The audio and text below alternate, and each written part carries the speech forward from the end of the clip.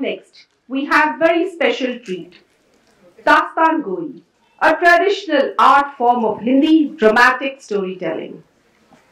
We invite seasoned theatre actress Ms. Dhanashri Karmakar and Sri Sriram Khatavkar for you to immerse yourselves in this rich cultural experience and take us on a journey through words, emotions, and imagination.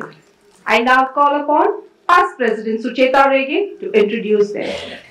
Thank you, Kalita. Good afternoon, friends. We are delighted to welcome Dhanashri Karmakar, a versatile artist whose talent spans across stage, voice, and literature.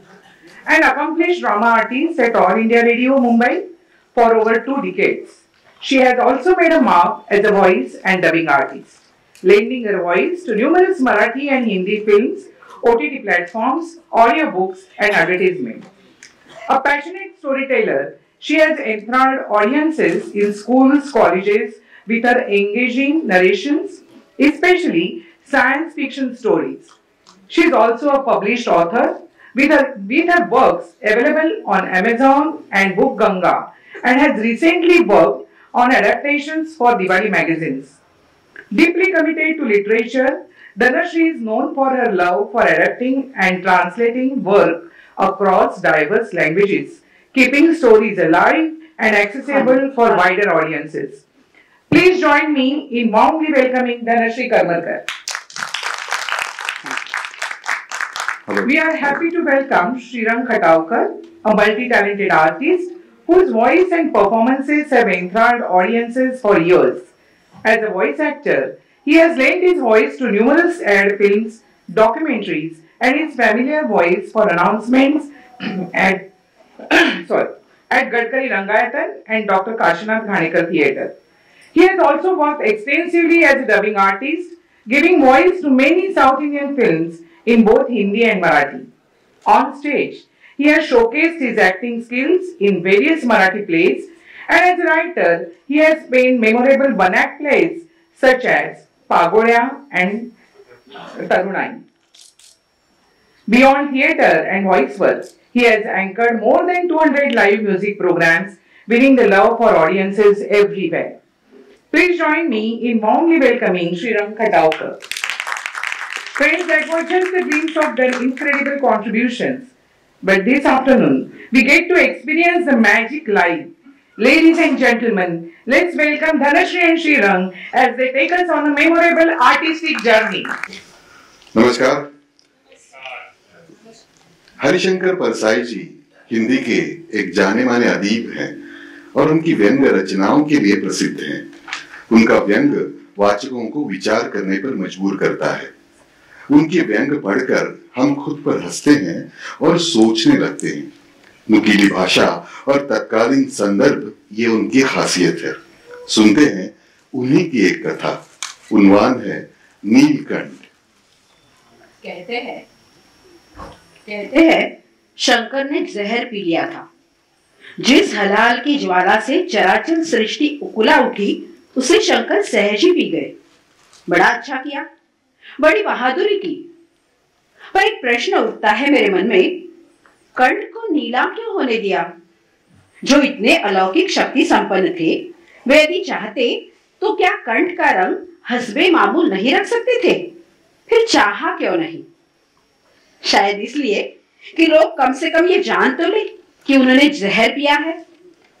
भला ये भी कोई बात है कि विष भी पिए और लोगों को मालूम भी ना हो?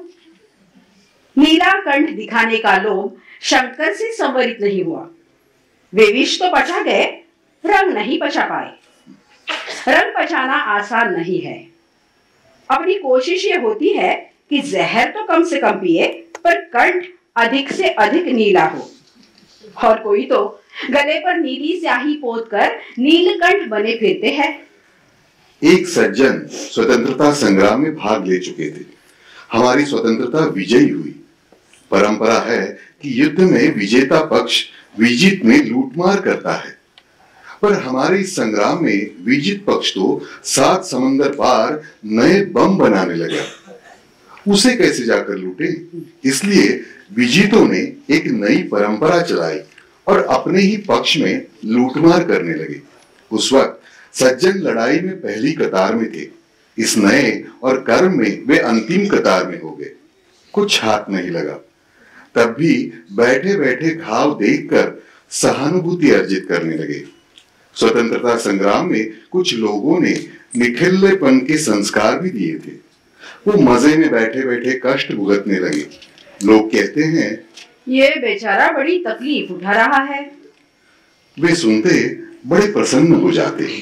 ऐसा आनंद और गर्व अनुभव होने लगा कि यदि कोई काम धंधा मिलता तो भी वो नहीं करते। स्वातंत्र शूर नौकरी कैसे करे? विक्टोरिया क्रॉस वाला किसी सेठ के फाटक पर पुरानी वर्दी में चौकीदारी कैसे करे? कुछ दिनों में घाव भर गए और उन्हें देखने वाले कम हो गए। तब उन्होंने एक अच्छी नौकरी कर ली। आत्मीय की मृत्यु पर सिर पर मुंडाने के बाद चाहे जो कारण हो, एक ये तो है कि दुख स्पष्ट दिखे और उसे समाज में मान्यता मिले। सिर मुंडाकर अजब बनाए जिससे कोई परिचित मिल जाता है, वो इस बेचारे के हृदय में चाहे उस क्षण आनंद हिलोरे ले रहा हो, उसे देखकर एकदम मुंह गिरा लेता है। पूछता है बड़ी गंभीरता से, क्या भाई, सब कुछ कुशल? भैया, माता राम नहीं रही। उसे अभ्यास से बेंच उत्तर मिलता है। वो और मुंह लटका लेता है। राम राम राम भैया, बड़ा बुरा हुआ। क्या बीमारी थी? क्या बताऊं भैया, कुछ पता ही नहीं चला। बात करते करते चल दी। राम राम, कैसी अच्छी मौत पाई है माता राम ने, बड़ी पुण्यात्मा रही। एक किस्सा सुनाता हूँ। मेरे एक दोस्त के चाचा की मृत्यु हो गई। उनका कोई लड़का नहीं था। सब संपत्ति इसी भतीजे को मिलने वाली थी। इसने इनकी अर्थी ऐसी प्रसन्नता से बांधी जैसे अपनी ही शादी का मंडप तान रहा हो। ऐसे शौक से सिर मुंडाया मानो वर्षों की लालसा पूरी कर रहा हो।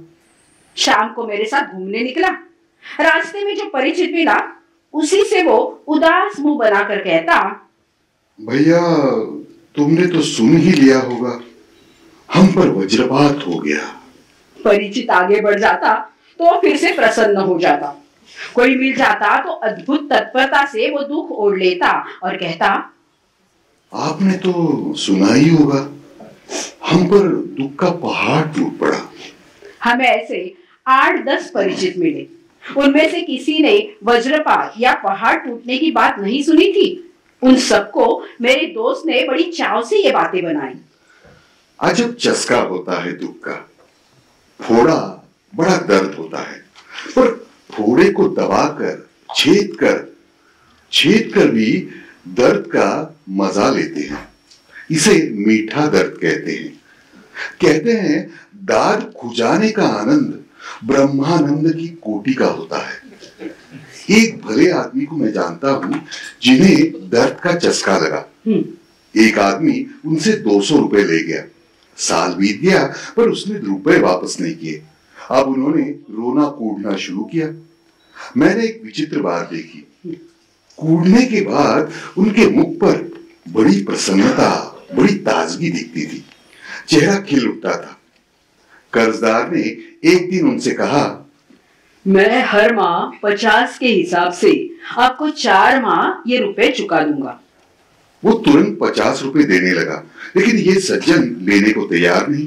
कहने लगे, नहीं भाई, हम ऐसा नहीं करते। जैसे 200 रुपए लिए गए थे वैसे ही दे जाना। वो मान गया और फिर कभी आया ही नहीं। इधर ये भले आदमी हर मित्र के सामने दुखड़ा रोते थे। जब कोई कहता, आपको लोग बहुत तंग करते हैं, आप बड़ा नुकसान उठाते हैं, तो ये बड़े प्रसन्न हो जाते। 200 रुपए उन्होंने दुख के बैंक में डाल रखी थी और कुढ़न तथा शिकायत के रूप में जो ब्याज मिलता था उससे गुजर करते थे। ऐसे आदमी मुझे हठयोगी लगते हैं। कांटों पर पड़े हैं और भीड़ देख रही है। एक बात और है, जब हम ये अनुभव करते हैं कि हम औरों से अधिक कष्ट भोगते हैं, तब हमें गर्व महसूस होता है। दूसरों की दृष्टि में हम गौरवशाली बनना चाहते हैं। दर्द का ताज सिर पर रखे घूमते हैं। दिन धन्य है क्योंकि वो स्वर्ग से अधिकारी स्वर्ग के अधिकारी होंगे। ईसा ने कहा दीन धन्य है क्योंकि वही स्वर्ग से अधिकारी होंगे। उनके अनुयायियों ने इसका अक्षरशः पालन किया। स्वर्ग के राज्य के अधिकारी भी तो बनना चाहिए। ये सोचकर ईसा के भक्तों ने कितनी ही कौमों को, करोड़ों आदमियों को दीन बना दिया। दुख आदमी को बड़ा भी बना सकता है और नीच भी, मन को उजला भी सकता है और काला भी कर सकता है। लोग घोर निराशा से ग्रस्त होते हैं, जो दुख का हाथ जोड़कर स्वागत करते हैं, पधारो महाराज, हम तो कृतार्थ हो गए। शास्त्र में तो दुख त्याज है, घृणित है। इसे किस कदम आसमान पर चढ़ाया गया है? कहते हैं गर्दिशें आयाम तेरा शुक्रिया, हमने हर पहलू से दुनिया देख ली। ठीक है, दुनिया तुम्हारे सामने खुल गई। या तो जहर पियो मत, यदि पीना ही पड़े तो दूसरों के मंगल के लिए स्वेच्छा से पी ले। पर यहाँ तो मैं दुख का व्यापार फैला देखता हूँ। मेरी ही सुनो। प्रकाशक से पुस्तक की रॉयल्टी मांगने गया तो मैं आजकल हेड टू माउथ हूं। अंग्रेजी का अक्षर नहीं पढ़ा था, पर अंग्रेजी मुंह पर फेंक मारी। एक बार हमारा भी व्यापार शुरू हो गया था। तब की बात है जब नौकरी छोड़कर लेखन से जीविका चलाना आरंभ किया। लोगों ने समझा कि यहाँ हाथी डूब गए हैं, तुम क्या थालोगे। पर जब छोड़ ही दी तो सहानुभूति प्रकट करने लगे। कुछ पेशावर सहानुभूति प्रदर्शक होते हैं, पता लगाते रहते हैं कि किस पर क्या विपत्ति पड़ी है। किसी का तो चेहरा ही ऐसा होता है कि मालूम होता है इन्हें सरकार से मातम पूर्ति के लिए वेतन मिलता है। तो मेरे बारे में चिंताएं प्रकट की जाने लगी। बड़ा दुख उठा रहा है बेचारा, अब तो शायद खाने की बिलाने पड़ने लगे हैं। चेहरे पर कितनी परेशानी लगती है ना। सच कहूं, बात उल्टी थी। उन्हीं दिनों मुझे पाठ्य पुस्तकों से 2000 रुपए इकट्ठा मिले थे और मैं मजे में जी रहा था। ये भी सही है कि मेरे मुख पर कष्ट और परेशानी के भाव रहे होंगे। बात ये थी कि मैंने सोचकर कि अब जाने कब नया जूता प्राप्त होता है, एक नया जोड़ा पहन लिया। वो बुरी तरह काटता था, बस यही एक दुख था। मैं जूते को छोड़ नहीं रहा था। जिंदगी भी तो कितनों को काटता हुआ जूता ही लगती है, पर पहने रो रहे होते हैं। मैं पानी पीकर जहर पीने का श्रेय ले रहा था। कंठ स्याही से रंगा जा रहा था। मैं शीघ्र ही ढीला जूता पहन लिया। दर्द सहा नहीं जाता था और फिर दया का पात्र होना कोई सुखदायक अनुभव नहीं है। समर्थ होकर भी करुणा जैसी मूल्यवान लोक मंगलकारी भावना को खींचना सरासर चोरी है, धोखा है। आजकल देख रहा हूं, इस जमाने में दोहरा शोषण चल रहा है। आदमी की रोटी तो छीनी जाती है, उसके हिस्से की करुणा भी छीन ली जाती है। शंकर के नाम पर कोई पक्षी ही नीलकंठ बना फिरता है और श्रद्धालु लोग श्रद्धा की भक्ति उसे दे देते हैं। आसपास नीलकंठ के परिंदे उड़ते देखता हूं और इनकी भीड़ में वास्तव में विषपान करने वाला बेचारा किसी कोने में दुबका खड़ा रहता है। धन्यवाद। Thank you to our talented artist, Sri Srirang Khadavkar and Ms. Dhanashri Karmakar, for bringing alive the magic of Dastan Goi, that timeless art of storytelling where words paint pictures and emotions flow like poetry. Your performance has transported us into a world of imagination and tradition, leaving us enriched and spellbound. Kindly, please put your hands together and give them a big round of applause. On behalf of Thane Listed, I request President Samir, Dr. Sujata Jadhav, Convener Atul, to please present a small token of our gratitude. Okay.